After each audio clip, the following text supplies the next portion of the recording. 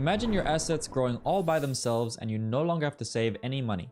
In this video, we'll show you when that's actually possible using mathematics. And by the end of this video, you'll also realize how starting today, you'll be able to achieve any wealth goal with 10 years of work and then 30 years of relaxation versus what will take someone else with the same goal 30 years of work because they simply started investing 10 years later than you. So, the earlier you invest, the better.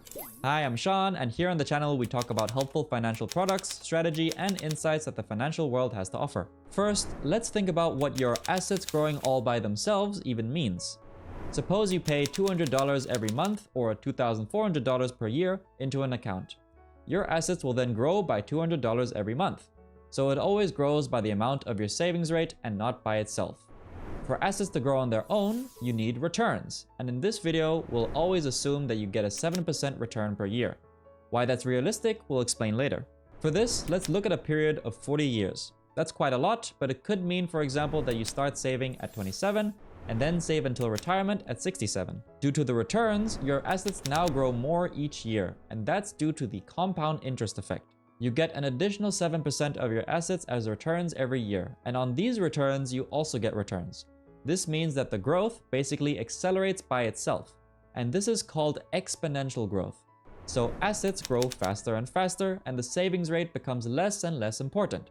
In year 40, you would have just over $515,000 in assets, and the savings rate of $2,400 per year, which is $200 per month, then corresponds to just under 0.5% of the total assets. So the question appears, if the savings rate becomes so insignificant that at some point the ETF grows pretty much by itself due to the compound interest effect, couldn't you just stop saving at some point? Of course, the disadvantage of this is that the earlier you stop, the less wealth you will have in the end. But there can also be good reasons to stop saving at some point. Maybe you want to finance a property, or simply reduce your working hours and compensate for a lower salary by eliminating your savings rate. Maybe you want to finance your children's studies, or simply just enjoy life a little. You never know how long you live. And maybe you want to enjoy life earlier rather than later. To answer the question of whether you could stop saving at some point, we'll now go through the accumulation phase chronologically and see at what point you could stop saving while the ETF continues to work on its own. And we'll also see how much less wealth you would have to retire with. The first milestone in the accumulation phase is when the return starts to noticeably work at all. At the beginning of asset accumulation, you don't really notice the return, and it's still relatively small. In our example, we would have a return of $168 in the first year, and you can hardly see the return in the graph either. In the sixth year, however, the return already becomes $1,202, which is 50% of the annual savings rate. So you could say here that the ETF is slowly starting to work, and the return is supporting you in saving. So now the question appears, can you stop saving here already? That would of course be a pretty bad idea. The ETF would continue to work, the assets would continue to increase due to the return, but overall you would have still much less wealth. Instead of $515,000, it would then only be $207,000, meaning about 60% less, so less than half as much. The interesting thing is, the return already becomes a pretty good proportion of the savings rate in the sixth year, which is the 50%. Therefore, the second milestone would be when the return overtakes the savings rate.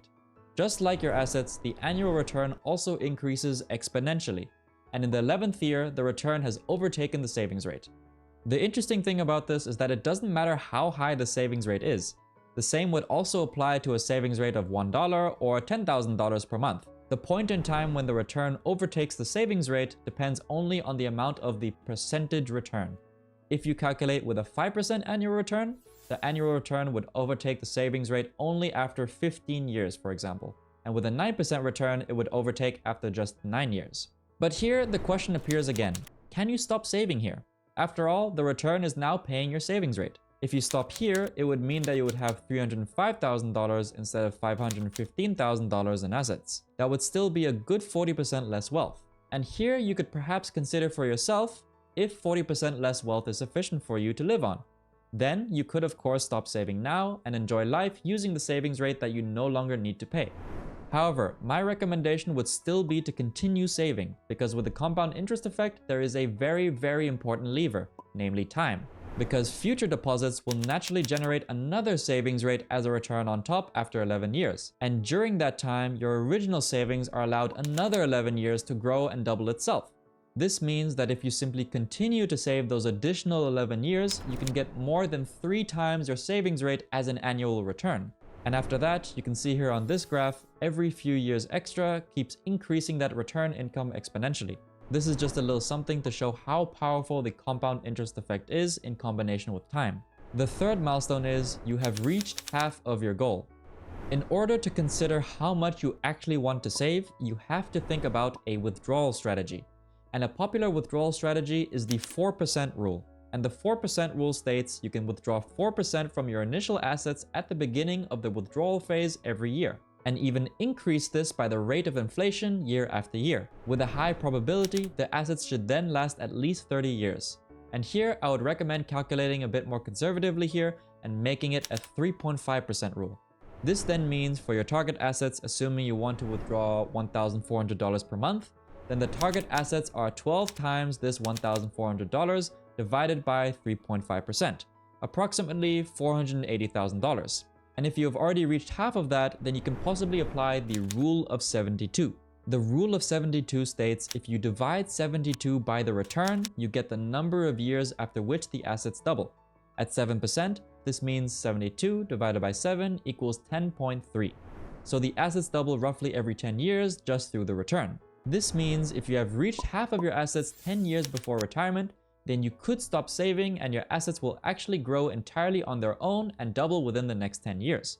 If you have more than 10 years, you will even achieve more than your goal without continuing to save. And if you want to be a bit more conservative, you can also calculate with a 5% return.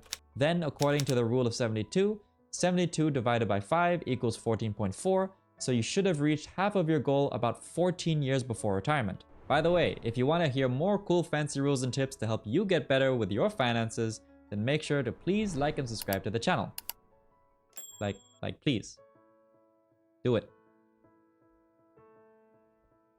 Please. I also want you to see a table here that shows what percentage of your assets you should have reached how many years before retirement if you want to stop saving.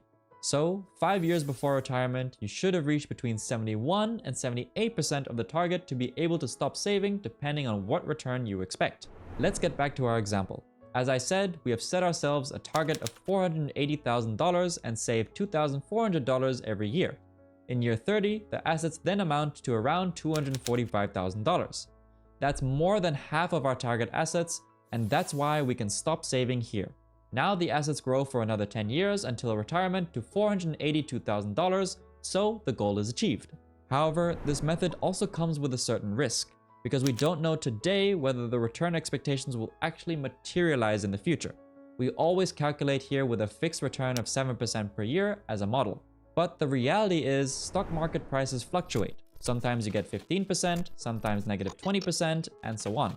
How much you actually have in the end depends on the order in which the returns occur, because it can also happen that, for example, a crisis occurs just before your retirement. So there is a certain probability that in the end, your assets will be above or below your target. And in this chart, we have drawn a blue area in which the assets could lie purely mathematically with a 2/3 probability at a volatility of 15%. And you can see that there is a relatively wide range above and below your target assets. The same applies, of course, if you never stopped saving and saved all the way until the end. That's why you should always include some sort of safety buffer by trying to push your savings to be a little bit higher than needed for your target. And if you want to be completely on the safe side, then you should never stop saving. That way, you simply save more. And if in doubt, you'd rather have saved too much than too little. If you want to calculate all of this yourself, you can also use our savings calculator. You can find the link below in the video description.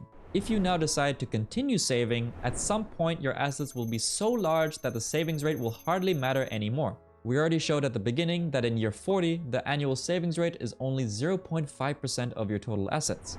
And that brings us to our fourth milestone. We can actually calculate how much wealth you would miss out on if you stopped saving a certain number of years earlier. And the interesting thing about it is, the last 5 years don't make up that much of your assets anymore. So you could really consider whether you actually want to stop saving 5 years before retirement and be okay with having just 3% less of the assets you would have had. Stopping the savings rate even 10 years earlier would mean just 7% less wealth, and stopping 20 years earlier means 21% less wealth. But here too, we should remind ourselves that the earlier you stop saving, the greater risk that things will turn out differently than you think in the end.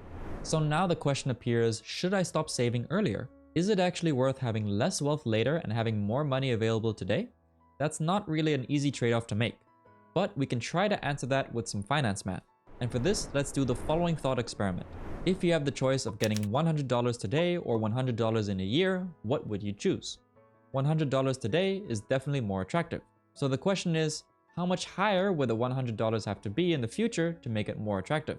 And this answer depends on what you would do with this $100.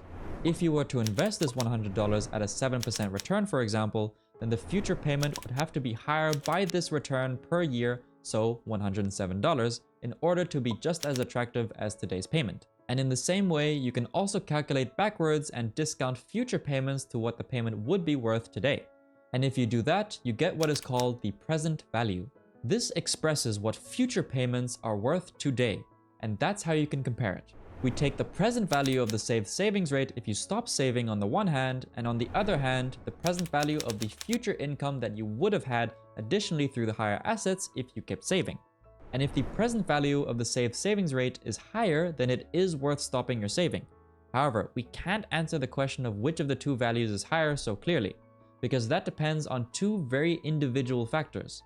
The first factor is how you discount the whole thing, or to put it another way, how much today's payments are worth compared to future payments. If, for example, you have a very specific use for the money today that gives you a high benefit, then it might actually be worth stopping saving earlier. If you don't have that, then it's rather pointless. And the second factor here is life expectancy. If you assume that you will not live very long, then of course every dollar consumed today is beneficial and every dollar saved is pointless. However, if you live longer, then of course you benefit more from your future assets. And then it's more worthwhile to save as much as possible and then later to be able to really make use of it for as long as possible. But remember the risk of the future results not being a guarantee when you make this trade-off. The earlier you stop saving, the greater the risk that your calculation will not work out exactly as intended. Now, I know this video seemed pretty complex with a lot of graphs and what-if scenarios and interesting thought and math experiments for you to see what happens when you stop saving and how your investments can just grow by themselves.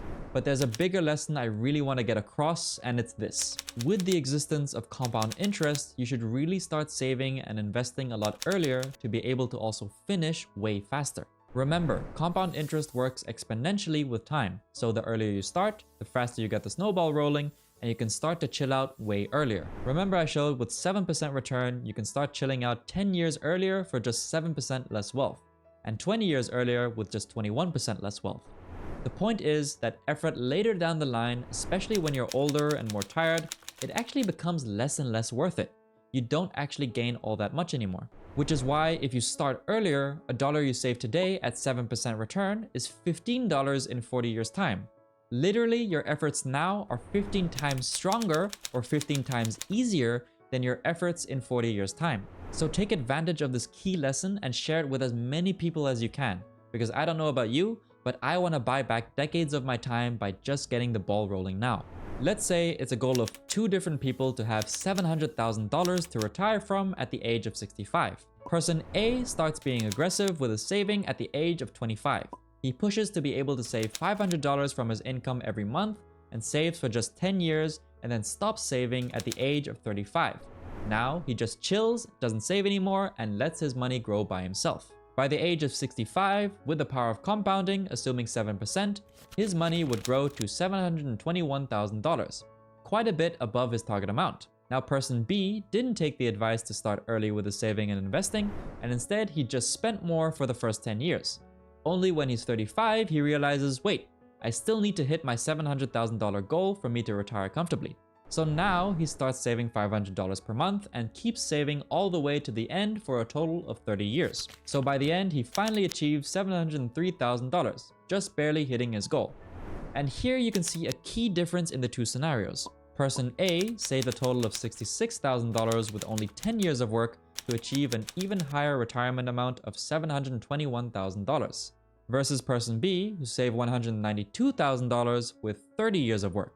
So 3 times the amount of money and years of work to achieve still a slightly lower amount. This really goes to show that the earlier you can take advantage of compound interest, the exponentially earlier you can start to relax and let compound interest make its magic work for you. So start as early as you can and share this idea with others. Now, if you want some more help on how to get started on saving more earlier, then you might want to check out this video here where I talk about 7 of the biggest money pits where you might be losing the most money without realizing. Thanks so much for watching, have a great day, and I'll see you in the next video.